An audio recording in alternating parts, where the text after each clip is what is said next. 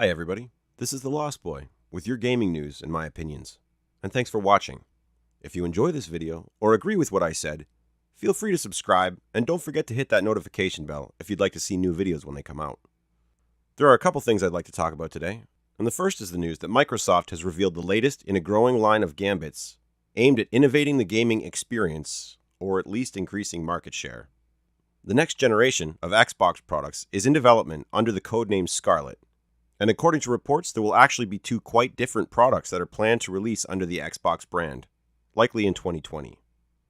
One will be a more traditional version of a console, like the PS4 or Xbox One, but significantly more powerful, while the other will be a very minimized piece of hardware designed for a sort of hybrid game streaming service. While game streaming services up till now have notoriously suffered from latency issues, Microsoft believes that they can solve this problem by giving their streaming device somewhat more of a role than just receiving and displaying a video stream.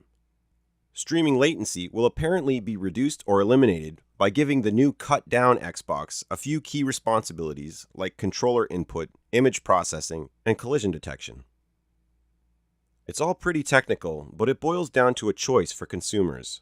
Will you want to shell out $500 or $600 for the new hotness and get all those teraflops right there in your living room with you?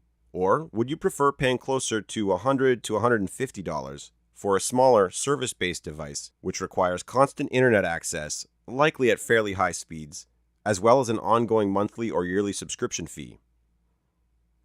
It's funny, because just last week I was talking about Xbox Game Pass and a few of the concerns I have with it, and then we get this news. Only time will tell, but as a fan of the Xbox brand, I find all of this pushing towards streaming and subscription pretty disturbing, and not just for gamers like me, but also for the Xbox brand itself. Another point being discussed is that the service, tentatively known as xCloud, will likely become available to stream on any device. Now, from one angle, this could all look like a complete gaming utopia. Get your games anywhere you want for a few dollars per month. Plus, the cost to buy in is much lower for the Xbox streaming device. And hey, maybe once it comes to Android or iOS, you don't need to buy anything at all if you have an old iPad or Android TV box lying around. Sounds great, right? The thing is, some glaring problems start to jump out for me right away. The first problem is that this all sounds like it would be pretty risky even if Microsoft were in Sony's position at the moment, which it most definitely is not. For this generation of the console war, PS4 far outsold Xbox One, and at this point, it objectively has the far superior library of exclusive games. If Xbox was in that position, there might be a decent chance that this push towards streaming services could catch on with consumers, but with current market positioning, it seems unlikely. Next problem. I think the idea of selling two different Xboxes may be too confusing for consumers. Just look at how many people thought the Wii U was just an add-on for the Wii. I know it sounds crazy, but that actually happened, and it is thought to have had a pretty big impact on the sales for a system that was infamous for its low sales. Think of a non-tech savvy parent trying to decide which one of these two things to buy at Christmas. Worst of all, in my opinion, is the xCloud plan to bring Xbox gaming to any device. Right away, why would anyone other than an enthusiast buy an expensive Xbox if they can play the same game on cheaper hardware? And maybe that's fine with Xbox, but what about when everybody tries playing your games on their old iPads and Android TV boxes and wondering why their experience sucks? Meanwhile, why would consumers bother with such a confusing and fractured platform when all, or nearly all, of the good exclusive games are over there on Sony's machine? Lastly, this all sounds like a lot more work for developers who are already having trouble finding a reason to develop their games for the Xbox. All of that means fewer games, which in turn means fewer exclusives on Microsoft's platform. Xbox, I love you, but you really gotta stop with all these missteps and just get back to the real reason any of us care about any of this nonsense. And that reason is simply being able to play awesome games.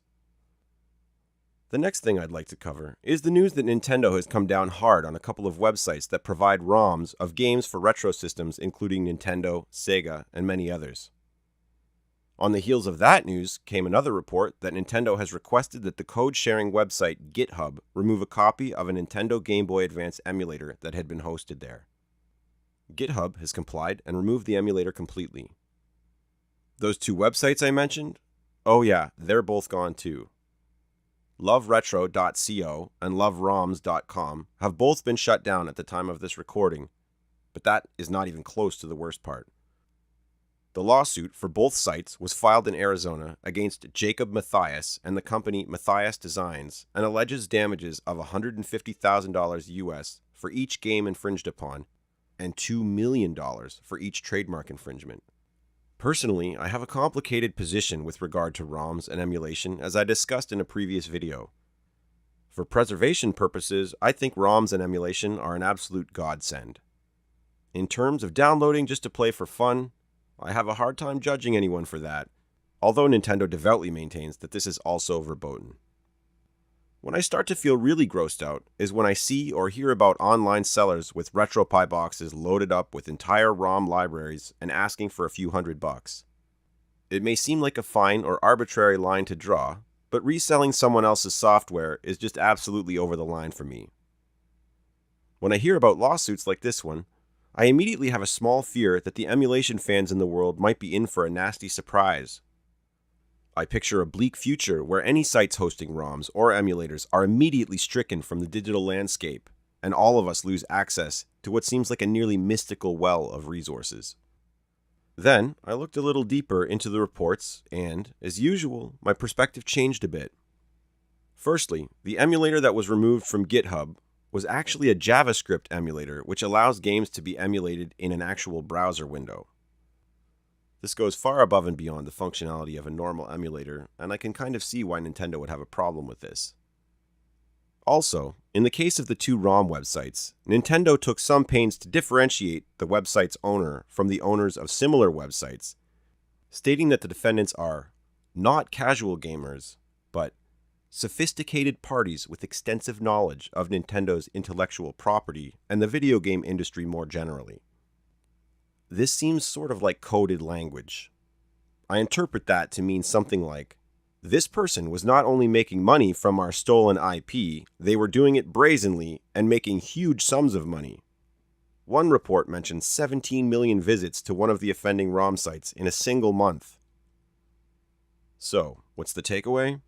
Well, I think my knee-jerk fears of the ROM apocalypse are overblown, simply because the logistics of eliminating every ROM site on the internet seems gargantuan. If you kill one, 5 more will pop up. However, I think the key to this issue is in 2 parts. The first part is that you can't make this activity too easy or automated for people. Is it okay to sell Raspberry Pis? Or to distribute RetroPie software which people can then use to play pirated ROMs? Well, yes, it is okay, because each of these things on their own cannot be said to be illegal. Is it okay to sell a RetroPie box loaded with pirated ROMs and bundled with a USB controller? I don't think so, and I really don't have a problem with people having to pay a consequence when they push a thing too far. Is that the case here with Mr. Mathias? Or is Nintendo making an example out of this person by asking for way too much? What about the Game Boy emulator GitHub pulled down? Let me know what you think in the comments section, and that's it for this week's video.